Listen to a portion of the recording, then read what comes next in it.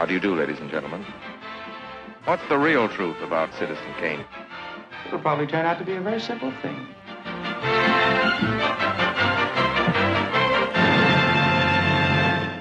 Hello, everybody. I'm Max. And I'm Parker.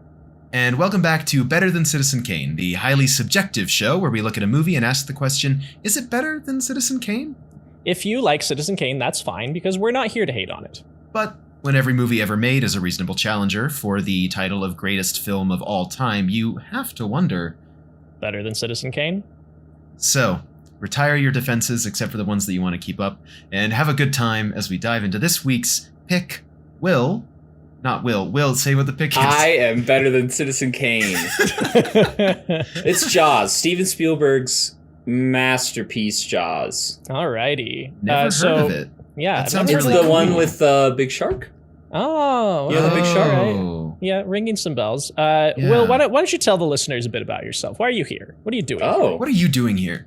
What How'd a you get great... in? We didn't invite you to this Question. call, Who- you just you- appeared. I have 2 invites in my mailbox to prove otherwise. No, I should say liar. 4 invites to prove Hmm. otherwise, because it has been an audiovisual nightmare trying Yeah, to it's been a get bit of a this to time work. trying to get this up. Yeah. I think I Whose can fault was it? officially... We don't know. No one can say who was having all the problems. I suppose my name's half on all of these podcasts, so I feel That's like true. I can cut in every now and then. I am an Aud Brother.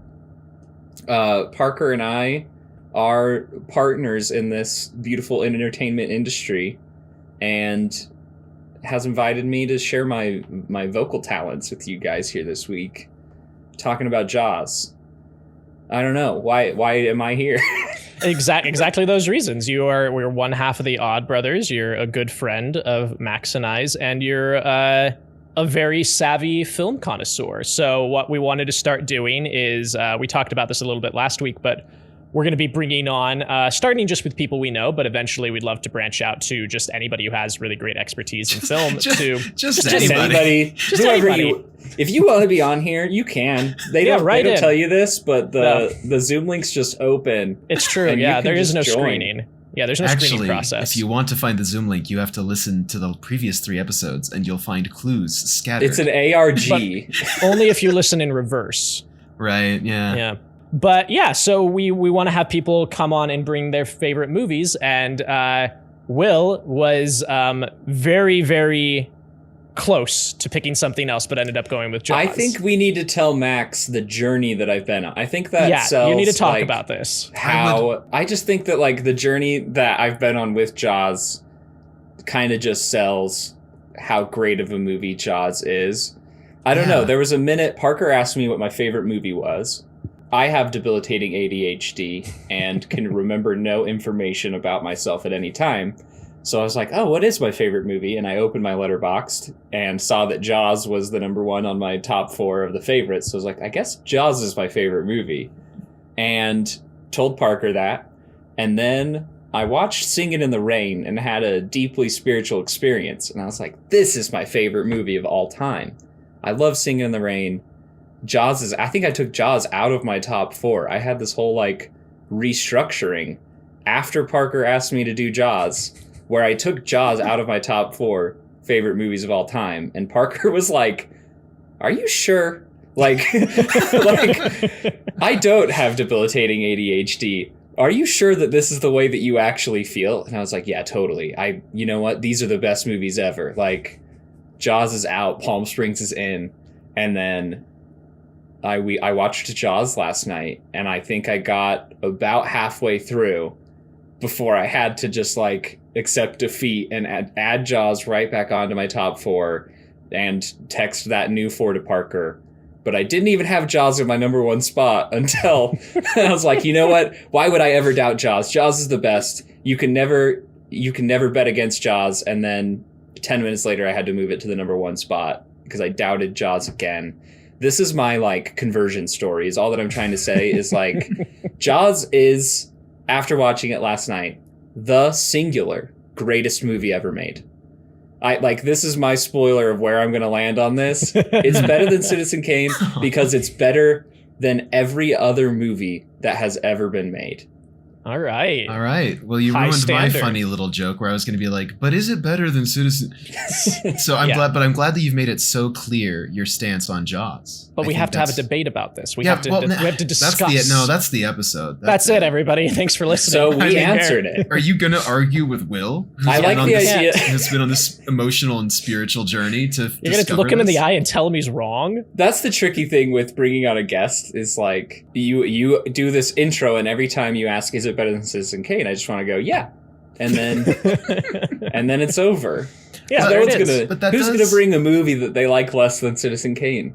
But That's fair. that is something that I do want to talk to you about, Will, is that I was looking at Citizen Kane on Letterboxd last night, and I noticed that you've given it, I think, 4.5 stars. I think you've rated it higher than, correct me if I'm wrong, I might have misseen, but I think you like it more than Parker and I? Is that true? I think that's an interesting point. I'm coming in here hot and swinging, ready to like declare Jaws the winner, and also I probably like Citizen Kane the most out of the three of us here. Right. I love Yeah. Citizen Kane.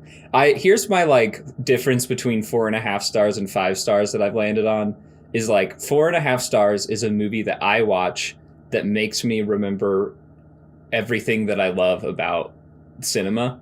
Mm. And 5 stars is any movie that any person could watch and learn something new about why they love cinema. Mm. And I think Citizen Kane is not capable of that. You cannot show Citizen Kane to just anybody and have them be like, maybe movies are an important art form. Mm. But it certainly makes me feel that way. And not for any reasons other than I think it's like so cool that Orson Welles made this movie. Like kind of accidentally. It feels like a complete accident that he made what was considered the best movie of all time for so long. And that makes me so happy for him. Yeah. Absolutely. I think that's fair. That's a good take. That is a good take. And that's, dear listeners, we're figuring this out as we go because we haven't had a guest yet. But I do like opening just like, hey, what are your thoughts on Citizen Kane before we get started? So that's very good to hear and gives us a good frame of reference. So, Will, why don't you tell our dear listeners at home who, for whatever reason, might not be knowledgeable, what's this movie? What's this movie about? What's Jaws? Yeah. I don't know. What is it? If you haven't happened to see or hear about maybe the movie that changed the way that humans consume movies more than any other movie ever made, this is a movie called Jaws, which is made by a fellow named Steven Spielberg, who, if you haven't heard of him, he makes a lot of movies. I don't know That's him, kind but of his thing. I know Sammy Fableman. Yeah. I don't know. So, yeah, that's right. He's like the big kid version of Sammy Fableman. Oh, it's like a gotcha. Pokemon evolution. Gotcha. Yeah, so Okay. he leveled up and became Steven Spielberg kind of right after the Fablemans ends. He evolves into Steven Spielberg. And I can't wait to see what Steven Steven Spielberg evolves into. Yeah, no. Oh my, can you imagine? He's like this guy who just likes to go and make the best movies ever. It's kind of his whole thing. And Jaws was his first major one. And this is based off of the book by Peter Benchley, which is a book about a town being terrorized by a great white shark on the East Coast. And everybody wants to just keep letting the shark eat people because the town needs to stay open on the 4th of July. Their beach is how they get all of their money. On Amity Island is tourists coming to enjoy the water for the 4th of July. And so the government is corrupt. In the book, it's a lot about the mafia. And in the movie, it's just about like small town government corruption, which I really enjoy. And we got Sheriff Brody, who's kind of the lone man out there trying to keep everybody from getting eaten by the shark and eventually hunting it down himself. It's the coolest. And I would say the only film in human history that will ever stand the test of time of getting everyone in the world to root for a cop. We were saying that while we were watching the movie. I think it was just his intro scene as he's heading out. I just turned to the group and I said, Chief Brody makes it so hard to say ACAB. It's so hard. It's the one movie that's like, there's one good cop, I think, actually. This is the thing that kills me with Jaws. Is Shark. the big shark and its teeth. It's got a lot of teeth. That's and what would kill you. That's the one thing that's going to kill you in this movie. Yeah. I don't think anybody dies any other way. On the island. Is that true? There are no non-shark related deaths. It's just the big boy that gets you. Yeah. Mhm. So the thing that kills me, though, personally, on an emotional and intellectual level and not a physiological level, is how much better this movie is after you've watched The Fabelmans. It like makes you understand Spielberg and where he's coming from so much better, because The Fabelmans is about like, what's the power of cinema? And he tells us that by being like, you can make movies that sometimes hurt people's feelings. And that's meaningful and has power. But that's just his way to try to relate to the rest of us human beings, because he's made movies that are so good that species have almost gone extinct. That is Like Jaws. That's a good point. Jaws is not just scary on an audience level. Jaws scared humanity on a species level to the point that we declared war against sharks and tried to kill every single one of them. There was like a moment there in the 70s and 80s where I think we would have been happy if we made great white sharks go extinct, because we thought that they were the scariest thing to ever happen to human beings. They were our like personal species antagonists, and we had to take them out. And that Spielberg just accidentally making such a great movie monster. That's a very where's good the point. Fabelman sequel about Sammy making his jaws, and then afterward he's like, oh no, movies can also kill entire species. They can like harm things. There's just a series of movies of just Sammy Fabelman making movies and going, oh no, another thing I can hurt by making a movie. Dang it. Like, I think that Steven Spielberg probably feels bad that he's maybe also singularly responsible for like museums hoarding ancient artifacts that don't belong to them just because Indiana Jones was so cool. Like, Indiana Jones is it's the one movie where you're like, well, museums aren't that bad. Like, he just he humanizes every single character in Jaws especially. Even the shark, if you watch Jaws and you take away the message that like you should kill all the sharks, I think you lack film literacy. Like, it's so obviously a movie about how humans are the monsters. And the shark, the shark needs to die. It's gonna keep eating people. That's really bad. But sharks do that sometimes. I don't know. I think this shark is a bit of a stinker. I think this shark goes out, he deliberately goes out of his way to do things that no shark on the planet would ever do, like repeatedly ramming his head into a boat until it splits. And psychologically tormenting these guys on a boat for 3 days by dragging barrels underwater, using all of his energy to just mess with these guys. Jaws eats the light, the power that controls the lights on the boat. He is totally intelligent and messing with them, for sure. Right. This guy deserves to die. But I don't think the movie's about, all sharks. Sharks are like this. No, the movie's not about, at all. This one shark's a real stinker. Right. And, it's... That's what I was going to say, is, this is my main point that I wanted to make sure I say about Jaws, is I'm this movie tasks me with a huge suspension of disbelief, which is that I know for a fact that all sharks are just silly guys. They are curious critters. They're big fellas who don't know any better, and they're the dogs of the sea. And look, I've spent most of my life being anxious around large dogs, so of course I would be anxious around a big shark. But this movie asks me to believe in a shark that is mean on purpose. And it works very well because I do believe it. Have you seen Jaws 2? No. So Jaws 2 takes this to the logical next step. Right. Which is that Jaws gets, spoilers, blowed up at the end of this movie. He's dead. And Jaws 2 is about another big shark that is so mad about his friend Jaws getting blown up that he has a personal vendetta to just go out and mess with and kill Sheriff Brody. Jaws 2 is not about a shark that's hey, this beach is full of a lot of kids that I can eat. It is like, there's a man named Sheriff Brody whose life I need to ruin. I need to ruin his marriage. I need to ruin his relationship as a father. I need to make sure he loses his job. I'm going to do everything in my power to hurt this man emotionally and then eat him with my big mouth, which is so funny. That is very funny. They're That's so very funny good. for that. I do agree that like sharks are silly, goofy guys. Have either of you swam with sharks before? No. Yes. Yeah, I got the chance to do that last year, I think, or the year before, down in Florida. And it is this weird thing where like you're around them, and as you're observing them down, you know, probably 20, 30 feet below you in the water, just swimming around doing their thing. And it's very peaceful watching them, but there's just alarm bells going off in your head of every time you've ever watched this movie or any movie inspired by this movie, of just being like, if he turns his attention to me for whatever reason, it's all over. There's nothing I can do. And it's very unnerving. And that's crazy, right?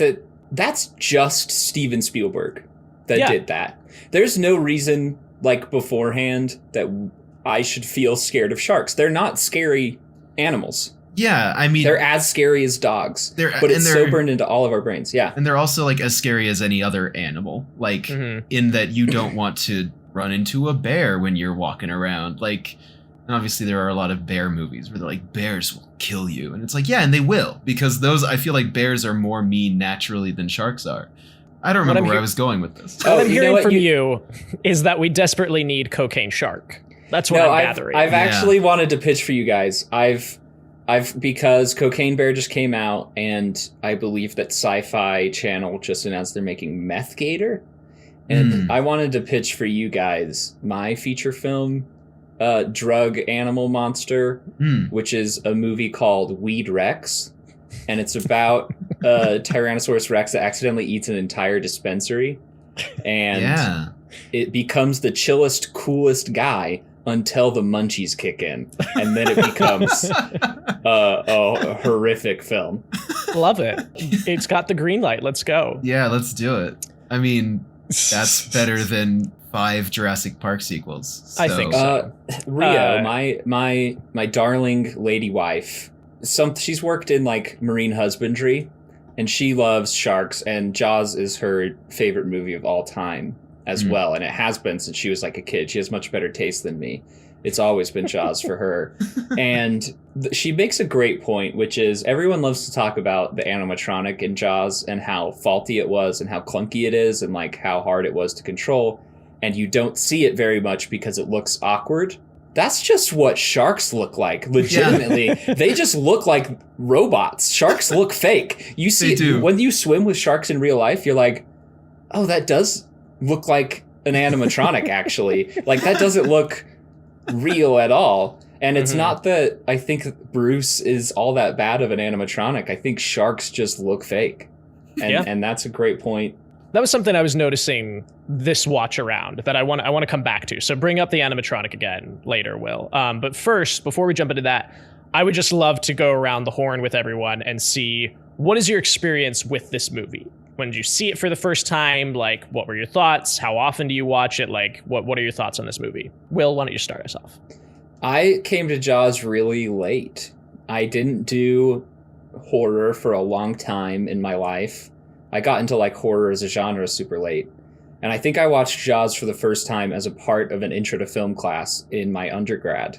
And our intro to film, like where Parker and I met, our sort of mentor there, his religion is that Jaws is the most perfect movie ever made. And so we watched Jaws, and it worked for me on that level. That was probably, let's do the boring, like old people who used to go to college thing. How many years ago was that? That's got to be 8 2015. now. That's 8 years ago, probably. Yeah. Since then, I've watched it probably a dozen times. I feel like I just find my way to this once or twice a year, especially because it's Ria's favorite movie. We just kind of roll into it every now and then, and it always is better than I remember it. I think that's my relationship with Jaws. That's fair. What about you, Max?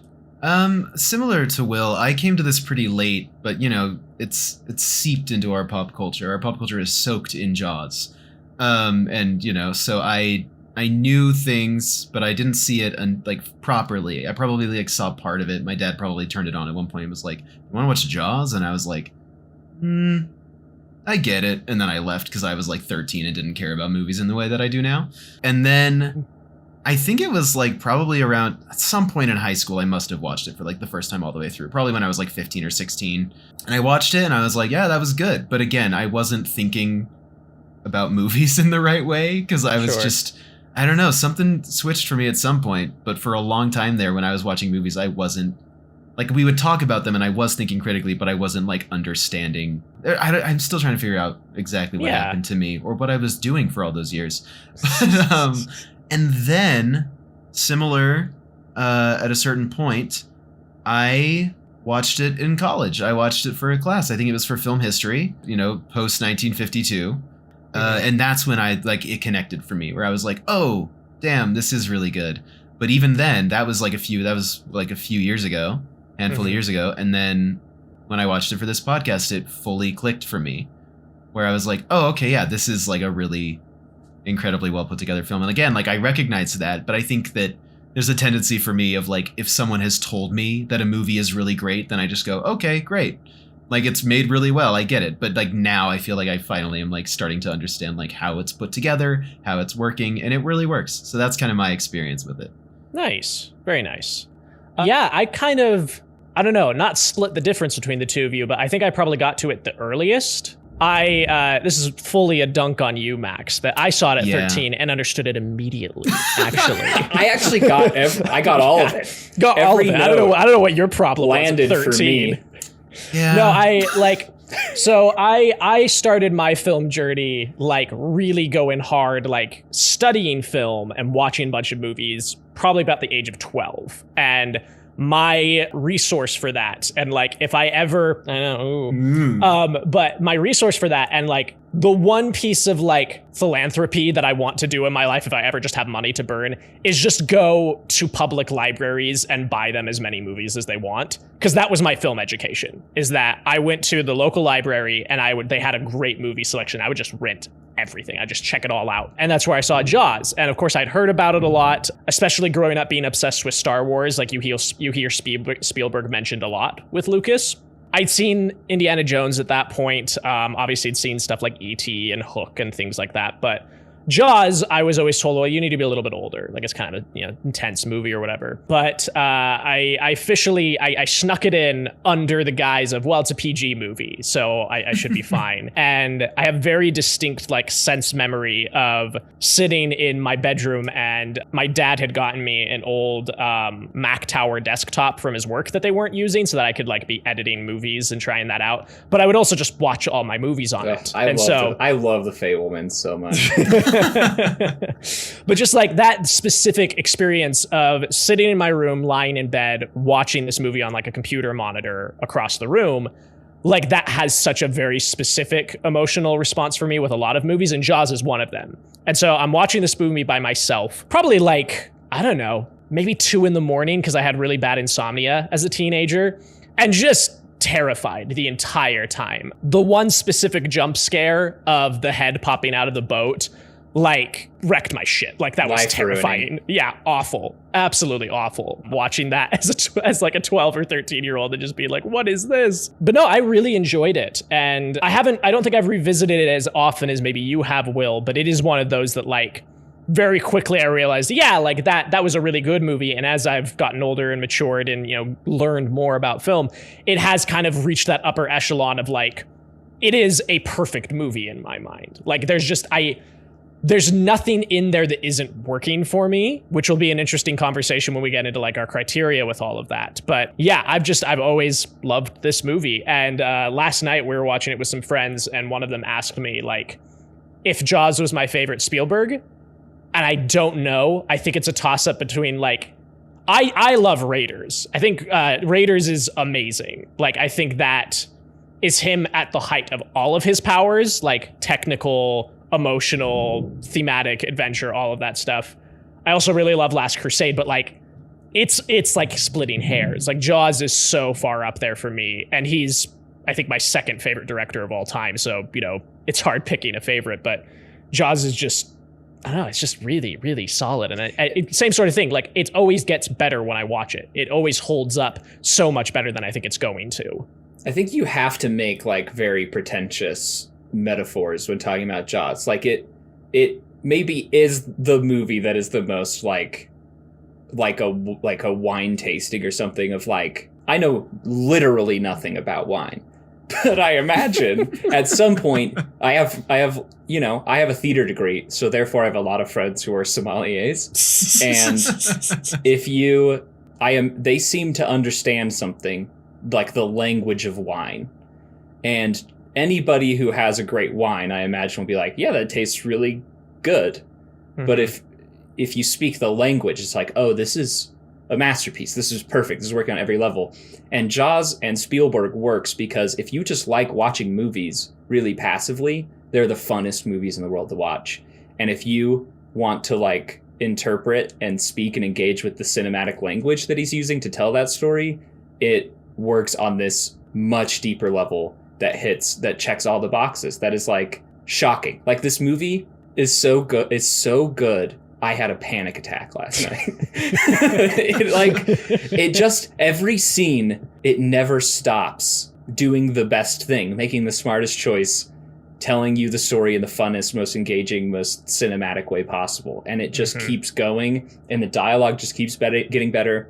And all the characters you thought were there to just be funny get more human, and you understand their motivations more and more, and you end up feeling for every single person that you didn't think you would even care for. The mayor, like, I forget that the mayor gets this sort of redemption scene where he's kids were on the beach too, like, where he realizes that he fully messed up. It's not a guy who like triples down. He doubles down, but he does not triple down. I always feel like I always forget that is the case. For some reason, I've always been under the impression that he remains that person for the whole movie, even though the last half of the movie, and Parker, you talked about this when we talked about it, of like, it always feels like that second half of the movie with them on the boat chasing the shark is like shorter than it is, but it's the entire second half of the movie. And so like, it's always surprising to me of like, oh yeah, the mayor has already had his like, you know, like, my kids were on that beach too, and he signs the waiver, and then he's done. Like, that's it. We never see him again. That's just it's always unexpected to me. Like, I always forget about that because I think I forget a lot from this movie, and then I watch it and I go, oh, sure. Yeah. It's like, it's way too late, but he makes the right choice, which is such an interesting moment to add into your movie. Like, it is so satisfying and totally unnecessary. There's no reason Sheriff Brody couldn't just be like, this is out of control. I'm taking a boat and blowing this shark up. It feels like he feels obligated to humanize every character before the runtime is over. Yeah. No, I think that's very fair. Something was really interesting to me that I was thinking about, and we talked about it a little bit, Max. Most people point to this movie being the beginning of the blockbuster. Like, this and Star Wars 2 years later. Like, that's the 1-2 punch that it's like, all right, this is what Hollywood is now. And some people are really down on Spielberg for that. Like, there are people who are like, you ruined cinema. Like, the 70s was this huge avant-garde artistic boom of cinema, and you ruined it with your blockbuster popcorn trash. And watching Jaws, it does not feel like a blockbuster. Like, there's exciting moments, there's that energy to it, but like, can you imagine a Marvel movie that has a scene of the dad and the little kid mirroring each other at the dinner table because he's sad? Like, it's such a quiet moment in this movie. Or a really tense, like, 4 to 5 minute monologue about just death, and you don't flash back to it. It's just an actor performing. Yeah, just doing their thing. That monologue is the moment where you're like, this is an art film. Like, oh my God. And I think that there's a distinction to be made of Jaws wasn't made to be a blockbuster. It was a movie that was made and became a blockbuster. He just made a movie so good that it became blocks a blockbuster. Got busted. Yeah, the blocks were busted. They couldn't not bust. And so I think that's maybe like a point of difference, is like, movies after this are like, oh, well, we're going to be a blockbuster. What did Jaws have? It had tense moments, it had adventure, it had some humor. Yeah, and a big explosion at the end. Great. And it's like, I don't know, like, this didn't invent this isn't intentionally designed to bust blocks. No, it's just a good movie. It's just a good movie that people wanted to go see. People wanted to keep going and seeing, and that was it. Yeah. And something I hadn't realized, I'm realizing this now on air, thanks to you, Max, but like I hadn't connected before in my brain. Yeah, thank you. No, this is an epiphany for me, which is, so Will and I, are creatively partners. And so we make our films together. And one of the films we made for a class that I was in, a directing class, and I brought it in. And there's a big lengthy monologue at the end. And part of that just kind of comes from Will's and I's theater background, is just we're very much interested in actors and working with actors and actors doing their thing.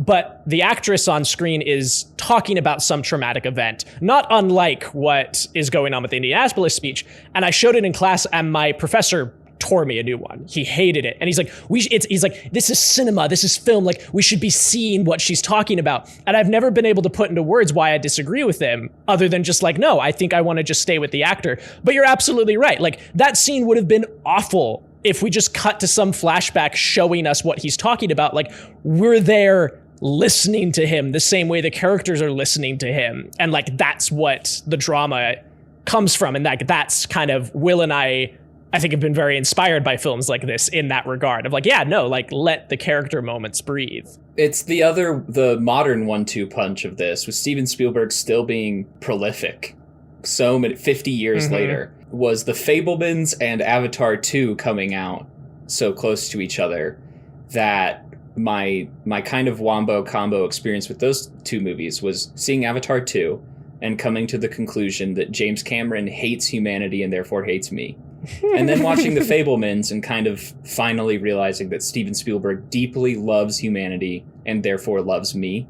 And Jaws is the same way of like, that monologue is not about this incredible, horrific cinematic moment where sharks ate all of these soldiers. It's not about seeing anything. It's about us somehow understanding what experience would create a human that is like Quint, because he is insane. He is off the charts. Like, he is a caricature until that monologue, and then you fully believe everything he's said and done in the whole movie. Absolutely. Totally. And I think maybe I shouldn't say this because it's going to throw us into... Yeah, Max, this is where Max gets racist, everybody. No, oh boy, this is Max we were waiting for it. I don't He's gonna think drop we should it. do it. I don't think you should do it, Max. Yeah, Max, don't. Come on, buddy. You're better than this. Looking at the Hurt Locker. I'm ready. I'm in. Looking at the Hurt Locker, Parker, something we talked about looking at that was how making, and it's an ethical discussion that's had, like, I had it in a few classes outside of film and in film, that sort of thing. It's something that people talk about, but like making a film about war and about like the worst of humanity, but showing it is on some level making a spectacle out of it. And, you know, not to mention Jordan Peele's Nope, I'm mentioning it, which also is kind of, you know, it owes a lot to Jaws, as do many, many, many movies. Sure. But like this idea of having spectacle that is of horrible things as well is something that a lot of people do, but that Spielberg in this situation, obviously, one, the budget probably wouldn't have allowed for them to recreate the Indianapolis and 700 people getting eaten by sharks over the course of 5 days. But like this idea of allowing a performance to convey that and not feeling the need to make a big spectacle out of the horrible moments. Right. And out of like all these things. I don't know. I that's just something that came to mind. I don't know how relevant that is to this discussion. No, that's really good. Just quit. Every choice he's making as an actor is so spectacular. Like, he is such a spectacle of a character that the horrible thing is the justification and not the cinema. Like, he is the cinematic thing. Yeah. And it makes more clear the message at the end. He ends it with, "But we delivered the bomb." You know, like that. Will, that's interesting what you brought up earlier of like, yeah, this movie is about how horrible humanity is, and it's like that monologue makes that so apparent, that undercurrent, that theme. Yeah.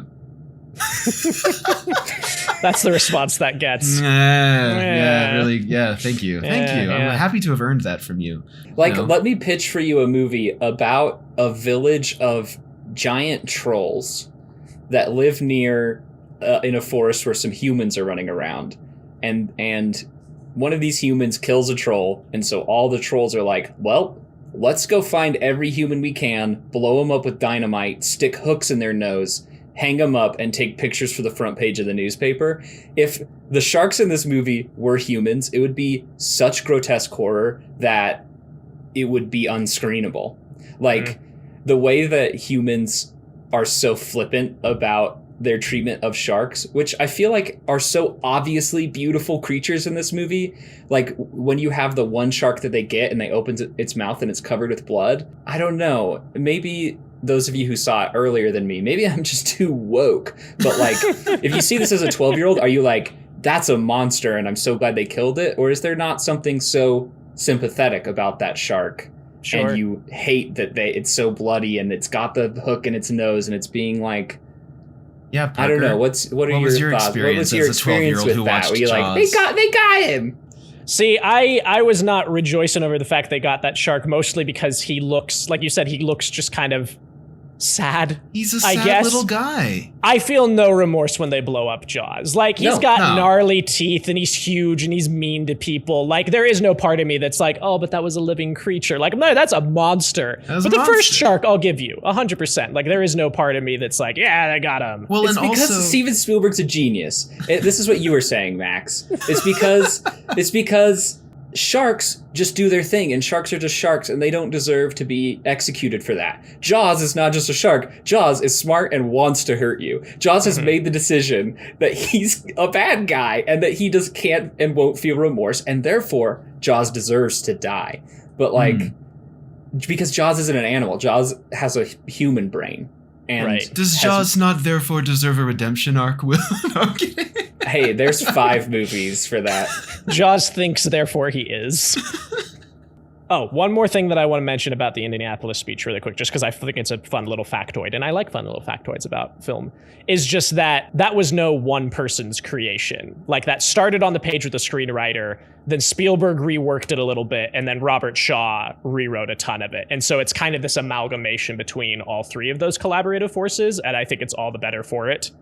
Because I think there are definitely, like you were saying, Will, about like, he's making all of the best possible choices. And I think that's coming from him getting familiar with the material and reworking it. And Spielberg having like the self-assuredness as a director to just trust his actors in that way. Because I feel like a mistake that a lot of young filmmakers make, because this is his second theatrical film. It's his first ever. It's his, Yeah. Because Duel was a TV movie and then Sugarland Express came before this. So this is like, really his first one of this scale, working with actors of this kind of caliber. And I think a lesser filmmaker would want to try and like make themselves the star of the movie rather than trusting their actors to do that and to bring the material to life in a great way. And so I just really love that scene because it just feels like a really perfect amalgamation of the relationship between writer, director, and actor. So yeah, I just love that little bit. You know what I can't believe is that they got Ted Cruz to play the mayor in this movie. The last time I saw this movie, or the last like really memorable time, maybe this is a part of my history with Jaws, I took my brother to go see it when it was in theaters right at the end of quarantine. So it was like my first time back in a movie theater. And it was a Jaws Fathom event, and my brother had never seen it. And it was insane to watch this movie during the peak of COVID. Yeah, and Parker, just like, this is the best pandemic movie ever made. Absolutely. I watched it, I think, 2 months after lockdown happened. And it was just wild to me. Maybe not too. It must have, I think it was later. Because I was just watching people ease up before they really should have. And then watching this movie gave me an existential crisis. Because I was like, oh, human beings have just always been like this. Like, you watched Jaws before we had any real context for, like, people having the power to put so many human lives in danger like that. Mm-hmm. And you watch Jaws and you're like, this mayor's a real bad guy. Like, almost unbelievable. You would just close the beach. Obviously, people's lives are more important. And then you watch, a couple 100 million people die across the globe because we got to make our money. It's such a... I have no idea how Steven Spielberg knew that. I don't know how Peter Benchley knew that about humans. Like, I guess we just suck that bad. So I was just gonna say, it is interesting that like what is considered to be the first blockbuster is such an anti-capitalist movie. Absolutely. Like, and also something that stood out to me on this watch. Also, we haven't mentioned Richard Dreyfuss as Hooper yet. We've talked a little bit about Brody. We've talked a little bit about Quint. And since I am dressed as Hooper, I'm going to bring him up. Which is, for those who aren't watching visually, we all did kind of a little homage to each of the men on the boat. I wasn't sure. Should I have not said that? Oh, well, it's already out there. Did you guys want to leave it as a fun little... I'm the shark. Yeah, Will's the shark. Will's the shark. Will's Bruce. Of the 3 people on the boat, Will is the shark. The scene when Quint rips off his Scooby-Doo mask and he's Jaws. Yeah, what a wild, I mean... pretty ballsy move on Spielberg's part. But also, what a smart move on Jaws' part. Absolutely. Because no one was expecting him to do that. No. But he did it, and I respect him for that, kind of. I hate to say it. But I don't know. I think Richard Dreyfuss makes Hooper such like a pleasant character. You know, it's a character who arrives and immediately makes jokes at people dying, and then arrives at Brody's house and is like, I'm gonna eat this, and like and like is just kind of, but he makes him such like a pleasant character that you fully believe that he and Brody are friends from the beginning. And like Brody's so excited to see him when he arrives. He's like, oh, hey, we just called you. Like, he's the most thoughtfully performed and written, like, ultra wealthy character I've ever seen in my life. Yes. Like, I forget about that one conversation they have every time, and it's so funny and perfect where he's like, this is a nice boat. Where'd you get it? Like, I bought it. Like, oh, are you rich? Yes. Yeah, the whole He's family. like, how much? Me or the family. Yeah. Like, and that neither of them are playing like an aristocrat, I just feel like is so thoughtful. But he's the most likable character in the whole movie. It is wild to think that this movie is fundamentally about a cop, a rich kid, and an asshole, like a boomer asshole, killing an animal, and we all, and it's like, this is the best. This is the best thing I've ever seen. We like these 3 guys so much. Yeah, no one else could have ever done this. Like, it's such a recipe for disaster. Yeah, and yet, a cop, a rich kid, and an asshole. Yeah. Okay, so should we get on into our criteria? Anything else we want to kind of talk about? Oh, this was the last thing that Rio said that I just thought was really great, which is the Fabelmans recontextualizing the whole movie. And you just realize how much of Steven Spielberg is in Jaws that I think I didn't realize before. With the Fabelmans, a whole arc is like, he has such an anxiety about things around him that he has to use film to understand the things that scares him. And like, that's, Steven Spielberg experiences that and uses movies to do that. And then he writes his characters who do that same thing in their own way. So like Hooper is so scared of sharks, and he becomes, what's his like, I'm scared monologue, and that's why I became a shark scientist. He talks about like a thresher shark eating his boat. Yeah, he like had this traumatic event. Then he spent the rest of his life dedicated his whole life to that thing. Because that's like, what Spielberg has talked about in shows in the Fabelmans, of being so afraid of cinema that he needed to figure it out to understand it. Yeah. Sorry. And that's his way into obsession. Yeah. And so he writes that for Hooper before he even writes about that being a cinema thing for him. Like, The Fabelmans is just him 50 years later being like, and here's how I understand humanity, by the way. But, like, he's just been doing it. I thought he was aware of that at 26, which I feel like is so much self-awareness. Sorry, I forgot once again that Spielberg made Jaws at 26. So I don't want to talk about it. This is why I texted you, Parker. Citizen Kane and Jaws are the 2 movies. The thing that they have in common for me more than anything else is that these are the 2 movies that I think about to feel terrible about myself. Because Orson Welles made the best movie of all time at 24, and then quote unquote best movie of all time. And Jaws made the best movie of all time at 20. Jaws.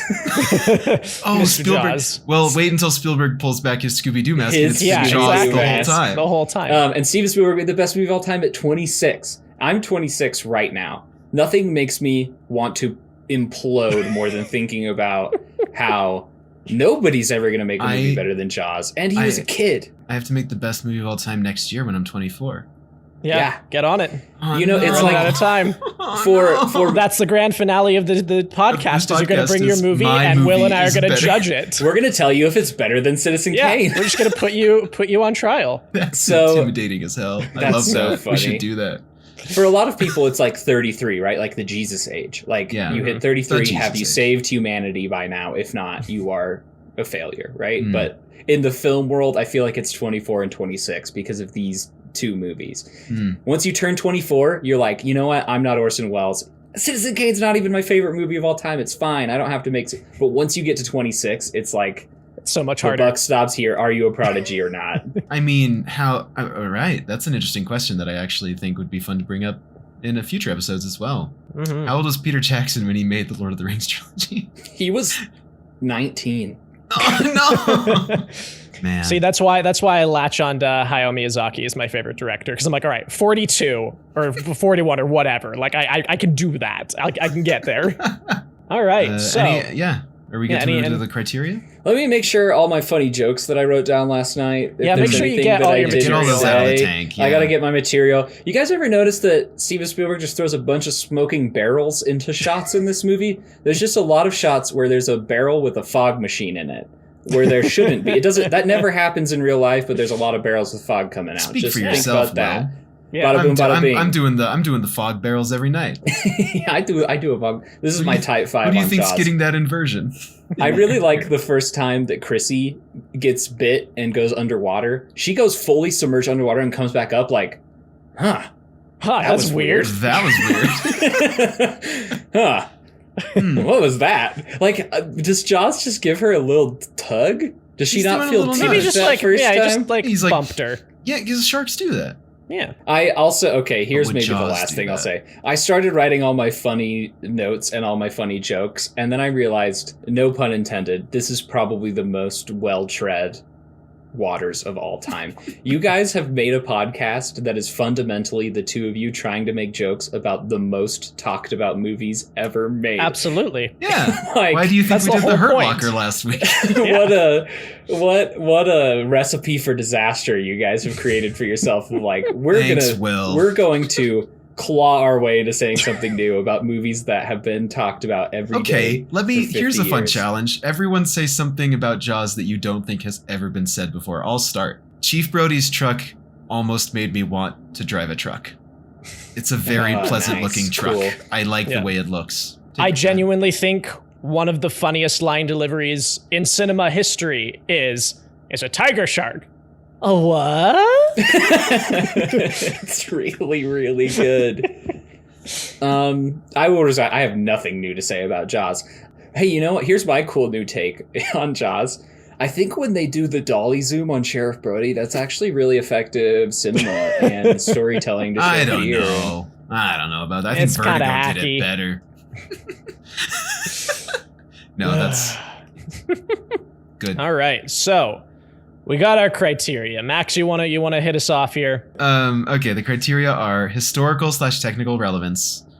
Number 2 is, do we think it's doing what it's trying to do well?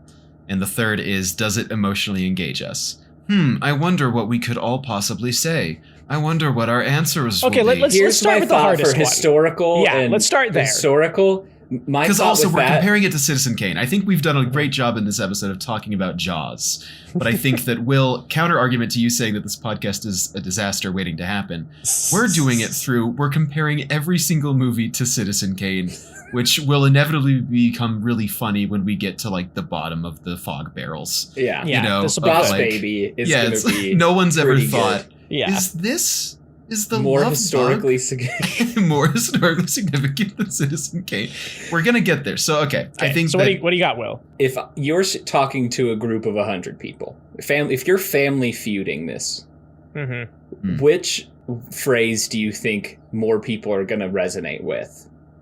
Rosebud, which is a big one. A lot of people love Rosebud. Or you're going to need a bigger boat. And I feel like you're going to need a bigger boat. You can say that in any conversation. At any time. You can just throw that out there at any point and people will laugh because you sound intelligent and interesting. And Rosebud, you've probably got like a 10 to 15% chance of that landing. especially as more time passes and there's less shows making jokes about Citizen Kane. Yeah, I think The Simpsons is like the only death one knell. keeping that alive. Is like nobody else is making Citizen Kane jokes. You're telling me there aren't just like really like Rosebud TikToks just popping off every week? You know, that's a great question. Like Citizen Kane, Orson Welles was kind of accidentally secretly doing things that would later be discovered to be like the blueprint for how you make a good movie. But Steven Spielberg changed the business of film forever with this movie. Yeah. Like the way that all movies got made was different after Jaws. And that's not true of Citizen Kane. Citizen Kane wasn't even watched until like 8 or 10 years after its release. Yeah. Mm-hmm. Fully agree. Like, cards on the table, I give it my point for this category. For the sake of playing devil's advocate, I will throw out the idea that Citizen Kane is doing more on a technical level, because nobody on Earth has ever made a movie like Jaws again, because it was the worst way to ever make a movie. Like, it looks incredible, but they found better ways to do that while being on the ocean and being safe and being on schedule. So I don't think it's pioneering any sort of film techniques. Right. But it did pioneer Steven Spielberg. Right, exactly. Which is where the point comes from. Yeah, Jaws was pioneering techniques in the exact same way that the Donner Party were pioneers. Which is like, they were trekking. It's just no one's gonna go that way ever again. Like, yeah, I think they were pioneering new techniques. They just found a dead end. I can get behind that. What about you, Max? Again, I agree. I think you've both made very good points. I do think, again, it's very interesting to look at these two movies compared, because they are two giants of American cinema, of global cinema at this point. They both had massive impacts on filmmaking. I do think, like Parker said, I think that Citizen Kane is a more technically well-made movie in that it was just a better and safer environment to make and it's a just film brand new. And it is brand new. Whereas Jaws is, I think it deserves the point for all the reasons you've said, but also because Citizen Kane had everything that went into making that movie created Citizen Kane, and you go, yeah, that makes sense because you did all those massive pioneering techniques. But if you looked at the production of Jaws at the time, you would go, okay, so it's this 26-year-old. It's his third movie, his first like theatrical feature, really.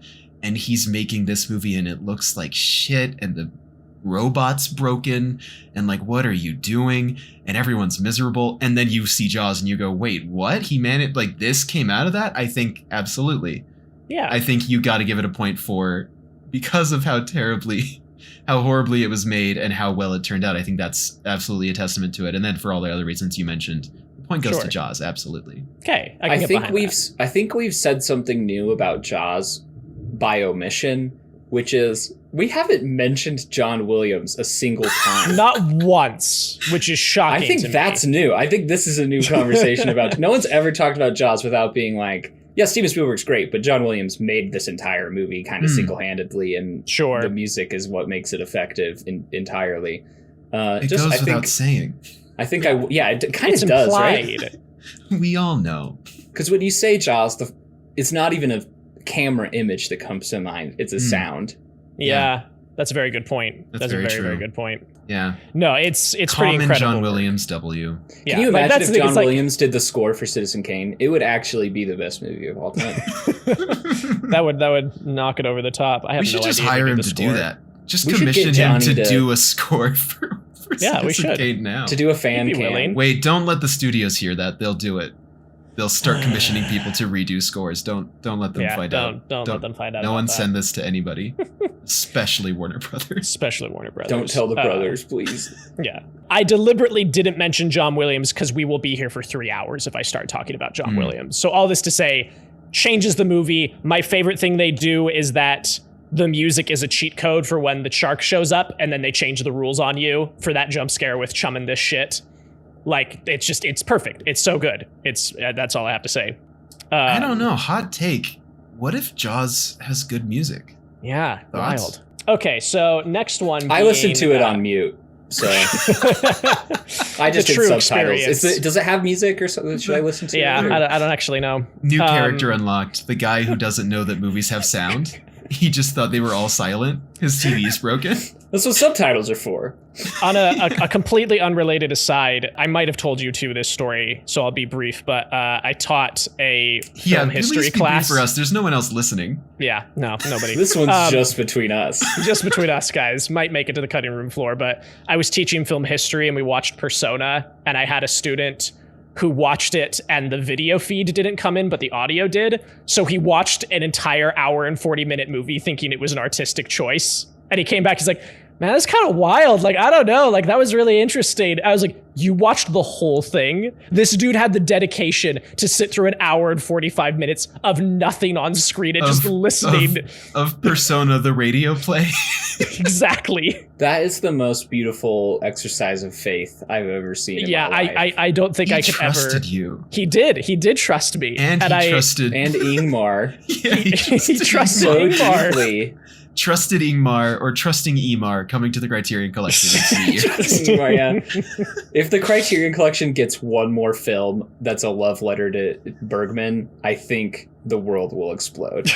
There's no more room for that anymore. Yeah, we can't fit it. Okay, so second criteria. How well is this doing what it's trying to do? You guys already know how I feel about it. I think it's a perfect movie. I don't think better than any movie's ever done what it's trying to do. Like, that's the thing, is I just cannot, there's not a single moment, a single choice, a single performance, a single shot that I can point to that isn't operating exactly how it feels like Spielberg and his team is wanting it to operate.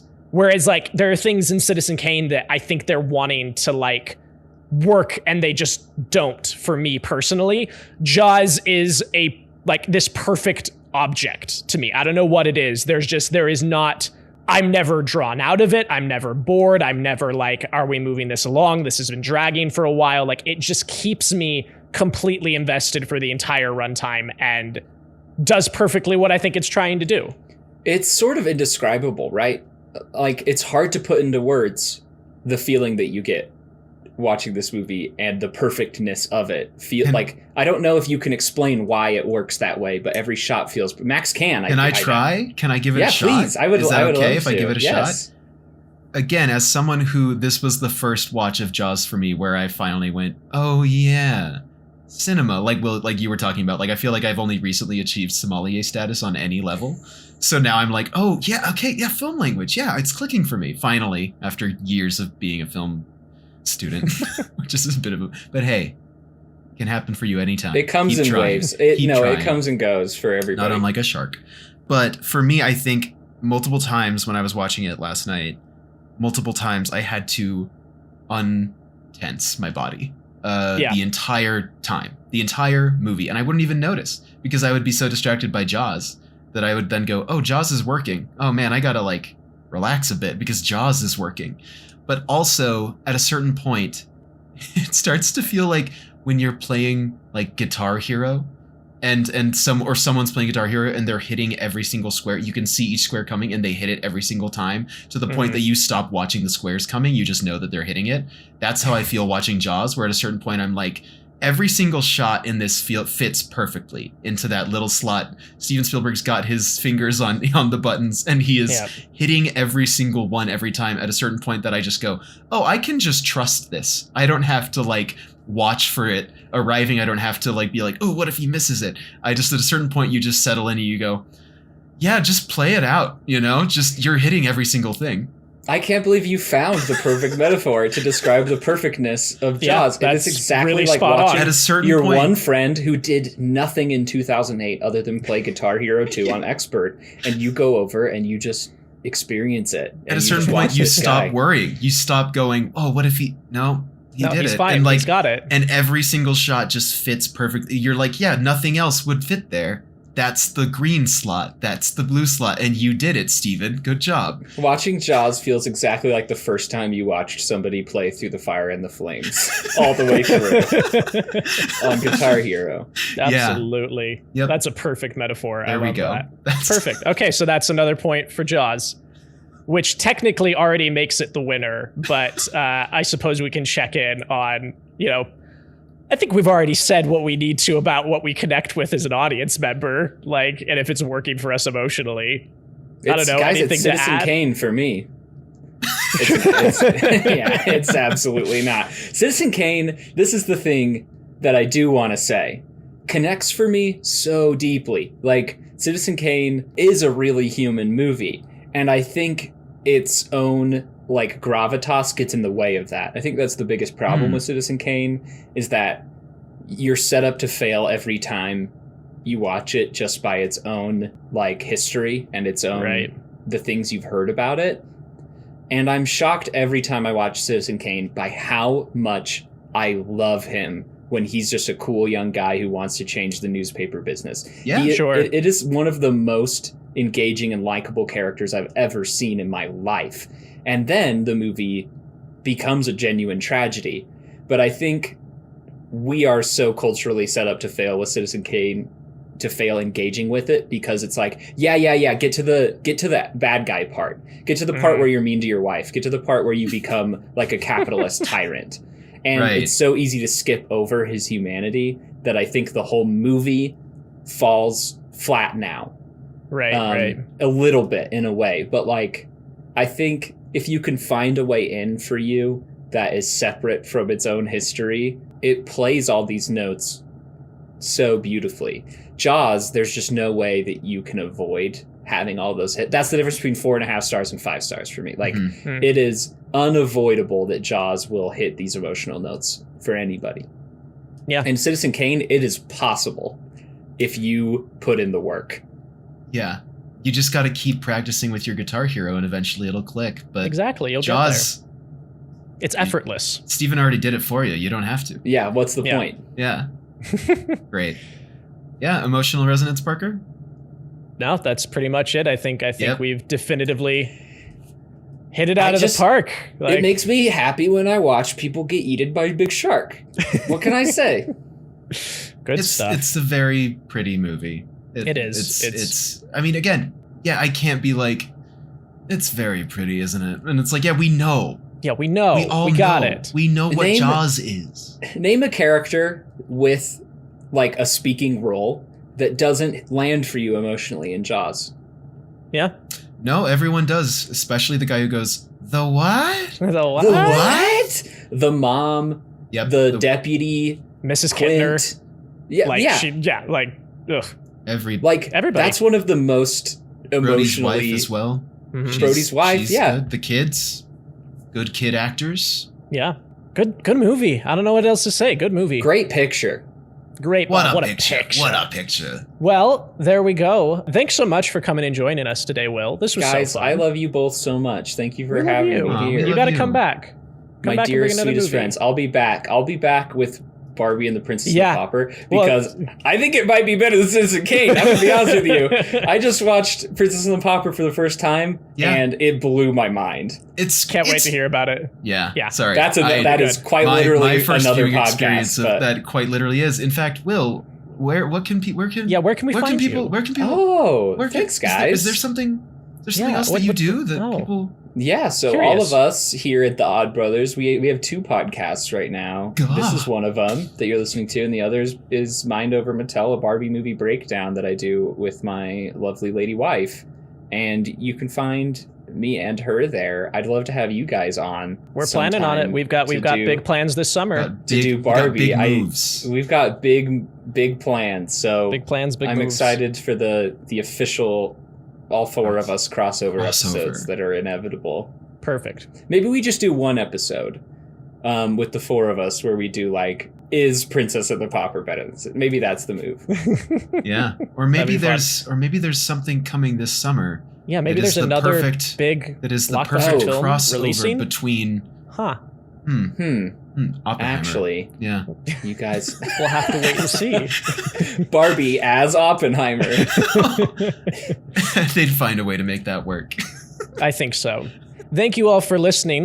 Make sure to tune in 2 weeks because we have a very exciting film that we're going to be tackling. Max, would you like to tell the lovely audience what we're doing next time? Yes. Next time is, correct me if I'm wrong, I hope I don't say the wrong one. Nope. Puss in Boots: The Last Wish. That is 100% no correct. way! The next one is Puss in Boots: The Last excited. Wish. We cannot wait to talk about it. It's gonna really be good. It's gonna be so much fun. Because look, every time, we'll be like, yeah, this is the next movie, and I go, right, that's the next movie we're talking about. And then at a certain point before recording, I remember that the show is talking about a movie in context of is it better than Citizen Kane? And then I get so much more excited about doing the show again. And I just realized, oh yeah, we're going to be directly comparing. Yeah, anyways, it goes without saying, I'm very excited. Cannot wait. Will, thank you so much for joining us again. Thank you so much, Will. This was really great. It's been a joy, as always. Thank you all for listening. Take care, and we'll catch you next time. Catch you next time like a big shark.